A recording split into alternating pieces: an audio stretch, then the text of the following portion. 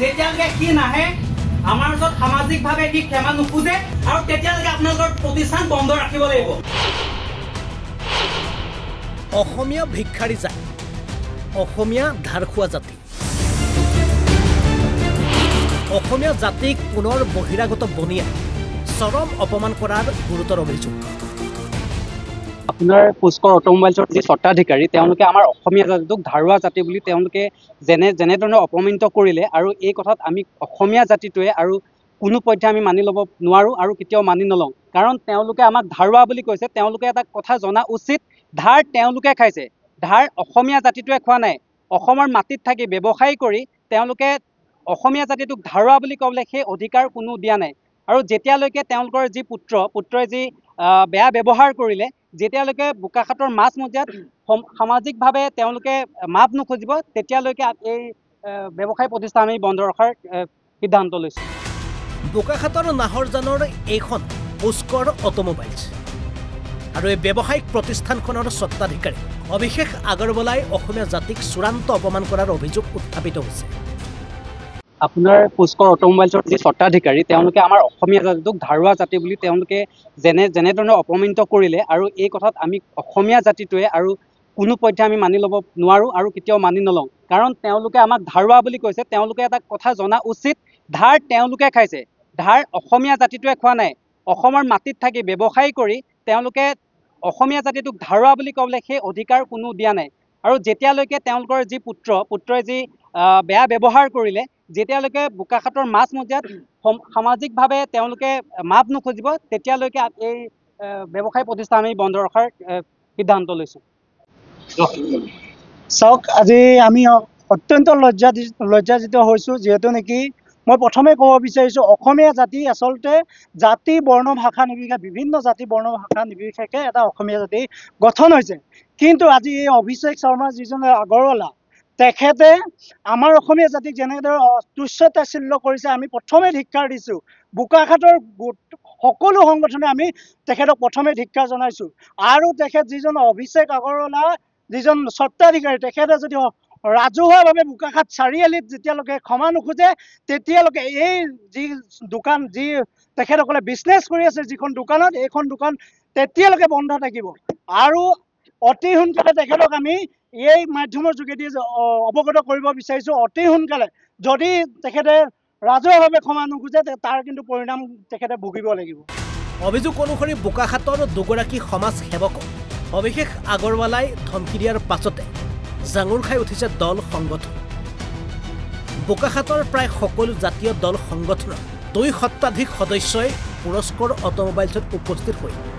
সৃষ্টি কৰে এক উত্তপ্ত পৰিস্থিতিৰ। ঠিক আছে, এটাই সিদ্ধান্ত আমি লৈছোঁ, যেতিয়ালৈকে সি নাহে আমাৰ ওচৰত সামাজিকভাৱে সি ক্ষমা নোখোজে তাকো চাৰিআলি মাজমজিয়াত, ঠিক আছে, বোকাখাতৰ মাজমজিয়াত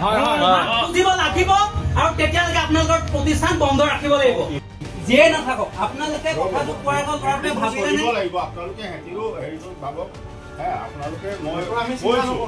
আমি চিন্তা নকৰিলোঁ, আমি তাৰ লগত কাজিয়া পেচাল। অসমীয়াক অপমান কৰা অনা অসমীয়া ব্যৱসায়ী বোকাখাত চাৰিআলিলৈ আহি ক্ষমা খোজাৰ দাবী দল সংগঠনৰ। আচলতে আপোনালোকে চাওক, পুষ্কৰ অটোমোবাইলৰ যি স্বত্বাধিকাৰী আমি অভিষেক আগৰৱালা, তেখেতে যি বোকাখাতবাসী, বোকাখাত এখন খুব শান্তিপ্ৰিয় জেগা। ইয়াত কোনো পধ্যে ইয়াত আগত এনেকুৱা ৰেকৰ্ড নথকা এখন শান্তিপ্ৰিয় জেগাত যদি এনেকুৱা ব্যক্তিসকলে এনে মন্তব্য কৰি সমাজখন যদি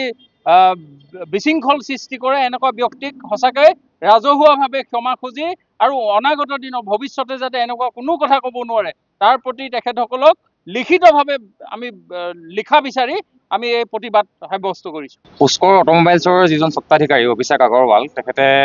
কিছুদিন পূৰ্বে অসমীয়া জাতিটোক তুচ্ছ তাচ্ছিল্য কৰি যথেষ্ট ধৰণৰ গালি গালাজ কৰিছে আৰু আমি এই কথা সমগ্ৰ বোকাখাতৰ দল সংগঠনে আমি ধিক্কাৰ জনাইছোঁ। আৰু তেখেতে আহি বোকাখাতত ৰাজহুৱাভাৱে ক্ষমা নোখোজা পৰ্যন্ত তেখেতৰ যি প্ৰতিষ্ঠান, ব্যৱসায়িক প্ৰতিষ্ঠান, আমি বোকাখাতৰ সমূহ দল সংগঠন আৰু ৰাইজে মিলি আমি বন্ধ ৰাখিম। তেখেতে অনতিপলমে আহি ক্ষমা খোজক। নিশ্চয় অত্যন্ত দুৰ্ভাগ্যজনক কথা যে বোকাখাতত অভিষেক আগৰৱালা বোলা যিজন আমাৰ পুষ্কৰ অটোমোবাইলছৰ স্বত্বাধিকাৰী, তেখেতে ফোনত মানে অসমীয়া জাতি সত্তাক যি ধৰণে তুচ্ছ তাচ্ছিল্য কৰি কিবা মানে আমি সামাজিক মাধ্যমত ক'ব নোৱাৰা ভাষাকে এটা জাতিক এটা জাতীয় সত্তাক যি ধৰণে মানে গালি পাৰিছে সেইটো অত্যন্ত দুৰ্ভাগ্যজনক আৰু আমাৰ বোকাখাটৰ সকলো দল সংগঠনে আজি মানে সেই কথাখিনি শুনাৰ পিছত মানে থাকিব নোৱাৰি আজি ইয়াত প্ৰতিটো দল সংগঠন আজি উপস্থিত আছে বোকাখাটৰ সকলো ৰাইজ আজি ইয়াত উপস্থিত আছে আৰু সকলোৱে সেই তেনেধৰণৰ তুচ্ছ তাচ্ছিল্য এটা জাতি সত্তাক অপমান কৰাৰ কাৰণে আমি আজি সকলোৱে একগোট হৈ আহি আজি ইয়াত মানে তেখেতসকলৰ যিটো প্ৰতিষ্ঠান সেই প্ৰতিষ্ঠানটো বন্ধ ৰাখিবৰ কাৰণে আমি দাবী জনাইছোঁ আৰু অনাগত দিনত এই প্ৰতিষ্ঠানটোৰ যিগৰাকী স্বত্বাধিকাৰী অভিষেক আগৰৱাল তেখেতে আহি ৰাজহুৱাভাৱে যেতিয়ালৈকে আমাৰ বোকাখাটবাসীৰ লগত তথা সমগ্ৰ অসমীয়া জাতিটোৰ লগত ক্ষমা নিবিচাৰে তেতিয়ালৈকে কিন্তু আমি প্ৰতিষ্ঠানটো খুলিবলৈ নিদিওঁ আৰু এটা কথা যে তেখেতসকলে ইয়াত আহি যেতিয়া ব্যৱসায় কৰি আছে প্ৰথমে তেখেতসকলে অসমীয়া হ'ব লাগিব অসমীয়া সত্তাটোক আঁকোৱালি ল'ব লাগিব অসমীয়া সত্তা তেখেতসকলে মানে কি অসমীয়া নহয় মানে অসমীয়া জাতিটোক যি ধৰণে তেখেতসকলে মানে ব্যৱহাৰ কৰিছে যে অসমীয়া ভিক্ষাৰী জাতি মানে অসমীয়াটো জাতি নহয় এটা সত্তা হয় না সেই সত্তাটোক গালি পাৰিছে গতিকে সকলোৱে বেলেগ বেলেগ জাতিৰ মানুহ আমি কিন্তু অসমীয়া এটা সত্তাক যেতিয়া গালি পাৰিব আমি কোনোৱে কিন্তু মানে আমি মনে মনে বহি নাথাকো এটা জাতীয় সত্তাক গালি পাৰিছে গতিকে আমি তেখেতসকলক মই ভাবো যে যদি তেওঁ অসমীয়াই নহয় অসমীয়া সত্তাই নহয় তেওঁ যে যি ধৰণে তেওঁ অসমীয়াক গালি পাৰিছে মানে তেওঁ অসমীয়া নহয় মানে যদি অসমীয়া নহয় তেখেতে মাত্ৰ ইয়াত মানে ব্যৱসায় কৰিবৰ কাৰণে আৰু আমাৰ পৰা সেই মোটা মোটা ধন লৈ ইয়াত মাত্ৰ ব্যৱসায় কৰিবৰ কাৰণেহে আহিছে মানে তেওঁ অসমীয়া নহয় মানে অসমীয়া সত্তাক যেতিয়া গালি পাৰিছে তেওঁ অসমীয়া নহয় মানে প্ৰথমে আমি আহ্বান জনাব বিচাৰিছো যে অসমীয়া সত্তাক সন্মান কৰিব লাগে আৰু প্ৰথমে আমি অসমীয়া হ'ব লাগে জাতি সকলোৰে বেলেগ বেলেগ কিন্তু আমি অসমীয়া সত্তাক সন্মান কৰিব জানিব লাগে আৰু এই অসমীয়া সত্তাক অসন্মান কৰা এই অসমীয়া সত্তাক গালি পৰা এই অভিষেক আগৰৱালাই পুষ্কৰ অটোমোবাইলছৰ যি স্বত্বাধিকাৰী তেখেতে আহি যেতিয়ালৈকে ৰাজহুৱাভাৱে ক্ষমা নিবিচাৰে অসমীয়া সত্তাৰ ওচৰত বোকাখাটবাসী ৰাইজৰ ওচৰত যেতিয়ালৈকে ক্ষমা নিবিচাৰে তেতিয়ালৈকে কিন্তু এই প্ৰতিষ্ঠানখন বন্ধ থাকিব এই কথা আমি স্পষ্ট আকাৰে সকলো দল সংগঠনে আমি ঘোষণা কৰিম বোকাখাটৰ পৰা জিন্তু কুৰ্মীৰ ৰিপৰ্ট অসম লাইভ 24